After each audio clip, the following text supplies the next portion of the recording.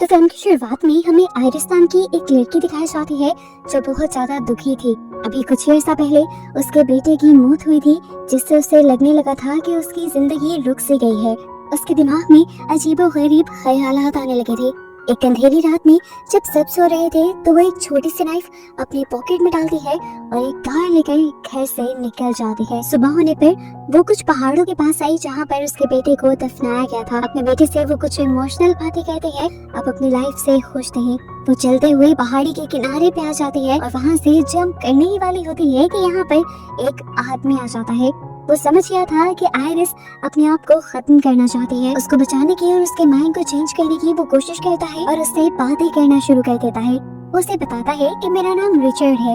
वो उसे कहता है मैं तुम्हें रोकूंगा नहीं, बस मैं तुमसे मिलने से पहले 2-4 बातें करना चाहता हूँ। वो उसे एक लड़के की कहानी सुनाता है जो बहुत ही जिंदा दिल था। उसे कार्स में और हर उस चीज में इंटरेस्ट था जो किसी भी जवान लड़के की जिंदगी में एक्साइटमेंट ला सकता था। लेकिन फिर एक दिन जब वो अपने फ्रेंड के साथ जा रहा था तो उसकी कार का एक्सीडेंट हो गया। वो तो बच गया लेकिन उसकी फ्रेंड मारी गई और इस सदमे ने उसको कई महीनों तक जकड़े रखा। लेकिन जब वो उससे वापस आया तो उसने रियलाइज किया कि उसकी फैमिली उससे बहुत प्यार करती है और उसके ठीक होने का इंतजार कर रही थी। उसे तब एहसास हुआ कि वो अपनी लाइफ को रोककर कितना गलत कर रहा था। वो आयरिस से कहता है इस कहानी का मकसद बस इतना बताना है कि कोई भी मरना नहीं चाहता, बस कुछ कमजोर लम्हे हमें यहाँ तक ले आते हैं। अब तुम चाहो तो मर सकते हो, मैं जा रहा हूँ। ये कहने के बाद वो चला गया, लेकिन उसकी बातें आयरिस पे असर कर गई थी।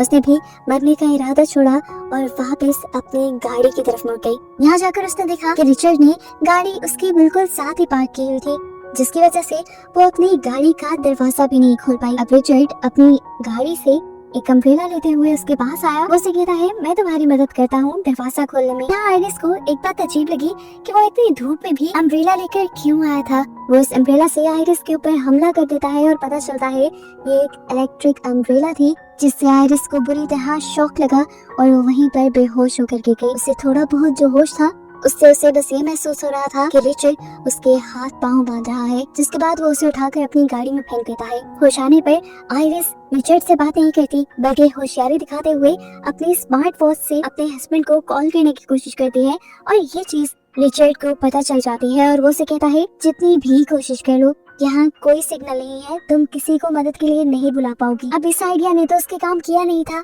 तभी उसके दिमाग में एक दूसरा आइडिया आता है। उसने रात में अपनी पॉकेट में एक नाइफ भी रखी थी। वो चुपके से उसे निकालती है और उससे अपने हाथों की टाई को काटने की कोशिश करती है। इस दौरान आवाज भी हो सकती थी, तो वो कॉन्टिन्यूस रिचर्ड से बातों में लग रही। अपने हाथों को आजाद करवाते ही वो बिना वक्त जाया किए रिचर्ड के ऊपर भी हमला कर देती है।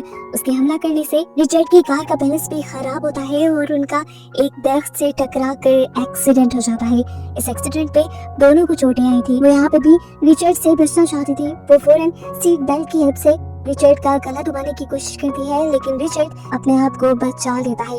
आयरिस एक तीसरी मर्तबा उसके ऊपर हमला करती है, जिसकी वजह से ये दोनों ही गाड़ी से एक झटके से बाहर निकलती हैं। आयरिस ने रिचर्ड के ऊपर अब चाकू ताना हुआ था, तो रिचर्ड ने कहा मैं क्या तुम्हें बेवकूफ लगता हूँ कि इतनी आराम से मैं तुम्हारे सामने खड़ा हूँ। असल में मैंने तुम्हें एक इंजेक्शन लगा दिया है, जिसकी वजह से 20 मिनट के अंदर अंदर तुम्हारी पूरी बॉडी पैरालाइज हो जाएगी। चलना फिरना भागना तो क्या तुम बोल भी नहीं पाओगी और इतने टाइम में तुम जो कुछ करना चाहती हो कर सकती हो। रिचर्ड की बातों ने अब उसे सच में बहुत ज्यादा डरा दिया था। वो जितना तेजी से हो सकता था उतना तेजी से जंगल की तरफ भागती है, लेकिन भागते भागते अब उसे सच में फील होने लगा था कि उसके पाँव काम करना बंद कर चुके हैं। आहिस्ता आहिस्ता उसकी टांगे भी काम करना बंद कर देती हैं और वो चलने से रेंगने लग जाती है। रिचर्ड भी अब उसे ढूंढता हुआ उसके करीब आ गया था। उससे बचने के लिए वो एक दरख्त की छाल के नीचे छुप गई, जहाँ से उसके ऊपर एड़ियां चढ़ने लगी और डर से उसने चीख मार दी और ऐसे रिचर्ड को उसका पता चल गया। अपने आप को रिचर्ड से बचाने के लिए वो किसी तरह अपने आप को घसीटते हुए एक नदी के अंदर बहा लेती है। रिचर्ड दूर से आवाज लगाता है कि ये तुम गलत कर रही हो, तुम तैर नहीं पाओगी, डूब जाओगी, मर जाओगी। लेकिन आयरिस उसकी बातों को अनसुना कर देती है। वो सच में तैर नहीं पा रही थी, लेकिन पानी के बहाव से वो झरने के दूसरी तरफ पहुंच गई।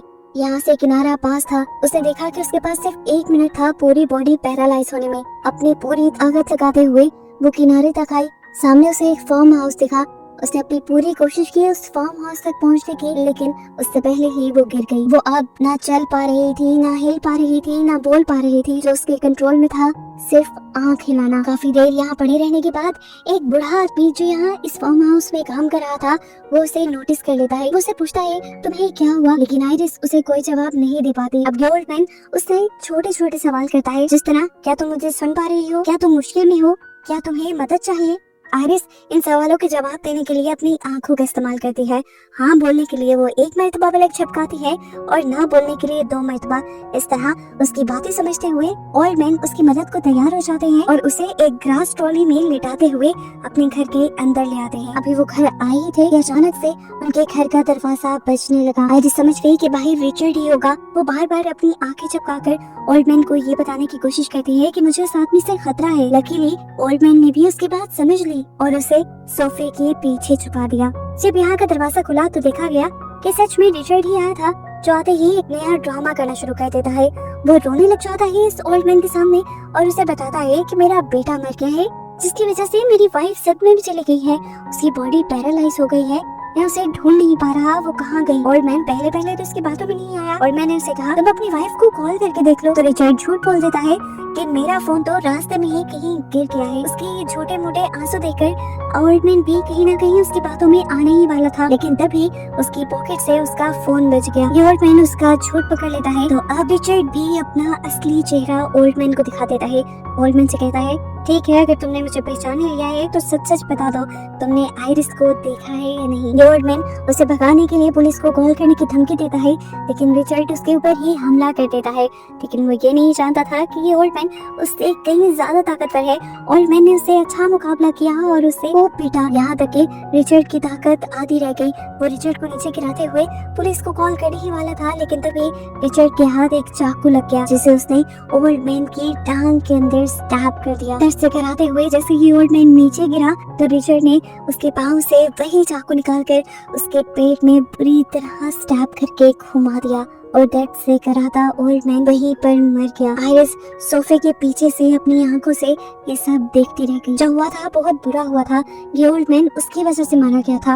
अब क्योंकि रिचर्ड फंस चुका था, उसने एक मर्डर कर लिया था, इन सारी चीजों को छुपाने के लिए वो केरोसिन ऑयल से भरी हुई पूरी कैन इस घर में डाल देता है और यहाँ से ही इस घर को जलाकर बाहर निकल जाता है। आइरिस जिंदा थी, वो जिंदा जलना नहीं चाहती थी, इसलिए उसने बहुत मुश्किल से अपनी एक उंगली हिलाई और विंडो की ग्रिल में डालकर उसे खोलने और बंद करने लगी। बाहर से रिचर्ड ये सब नोटिस कर लेता है। वो देख लेता है कि अंदर कोई जिंदा है। जो भी था वो उसके लिए खतरा हो सकता था। जाकर उसने देखा ये तो आइरिस ही थी। रिचर्ड उसे उठाकर अब एक ट्रक में लाकर बिठा देता है। ये ट्रक उस ओल्ड मैन का ही था। अपनी कार तो ये लोग काफी दूर छोड़ आए थे, तो यहाँ से जाने के लिए ये लोग ट्रक का ही इस्तेमाल कर रहे थे। आइरिस खामोश थी, बोल नहीं सकती थी, लेकिन वो सुन सकती थी। रिचर्ड को उसकी बेटी की कॉल आती है जो उसे बताती है डैड मैं आपको बहुत ज्यादा मिस कर रही हूँ, इसलिए मैं और मॉम आपके पास आने वाले हैं। रिचर्ड उनसे कहता है नहीं, अभी मेरा काम खत्म नहीं हुआ, अभी तुम लोग मेरे पास नहीं आ सकते।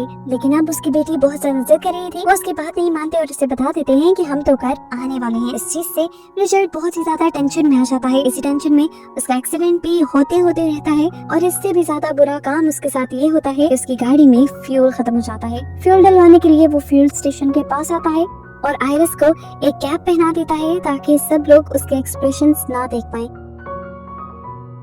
यहाँ पर आइरिस अपने हाथों का पूरा जोर लगा देती है सीट बेल्ट को खोलने में, लेकिन बॉडी के पैरालाइज होने की वजह से उसके हाथ जितने हिल भी पा रहे थे वो भी बहुत बड़ी बात थी।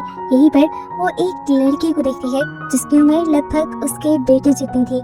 इसे देखकर वो और भी ज्यादा इमोशनल हो गई। ये बच्चा भी उसे देखकर पहचान लेता है कि शायद वो किसी मुसीबत में है। इससे पहले कि वो आइरिस से कुछ पूछ पाता, उस बच्चे की मॉम उसे आकर यहाँ से ले जाती है। ये औरत पहचान गई थी कि यहाँ पर आइरिस के साथ कुछ तो गड़बड़ है, इसीलिए उसने पीछे से पुलिस को भी कॉल कर दी और इस गाड़ी का नंबर भी उन्हें बता दिया। वो अब कार को ड्राइव करते हुए वहीं पर लेकर आया था जहाँ पर उसने अपनी कार को पार्क किया हुआ था। वो इस कार को वापस अपने घर की तरफ लेकर जाना चाहता था, लेकिन इससे पहले कि ऐसा करता यहाँ पर पुलिस ऑफिसर आकर उसकी गाड़ी को रोक लेता है और उसे बताता है कि उसकी गाड़ी के बारे में एक कंप्लेन आई है। रिचर्ड बड़ी कॉन्फिडेंस से उसे कहता है नहीं, आपको कोई गलत फहमी हुई है, यहाँ पे सब नॉर्मल है, मैं बस अपनी वाइफ के साथ ट्रिप पर आया हूँ। तो ऑफिसर कहता है ठीक है, क्या मैं आपकी वाइफ से बात कर सकता हूँ? आइरिस की शक्ल देखकर बच्चा भी कह सकता था कि उसके साथ कोई गड़बड़ थी। रिचर्ड ऑफिसर से कहता है कि वो बस ड्रंक है, इसीलिए वो ऐसी हरकतें कर रही है। इनकी बातों के दौरान किसी तरह आइरिस भी विंडो को नीचे करने में कामयाब हो जाती है। ऑफिसर ये देखते हुए उसके पास जाते हैं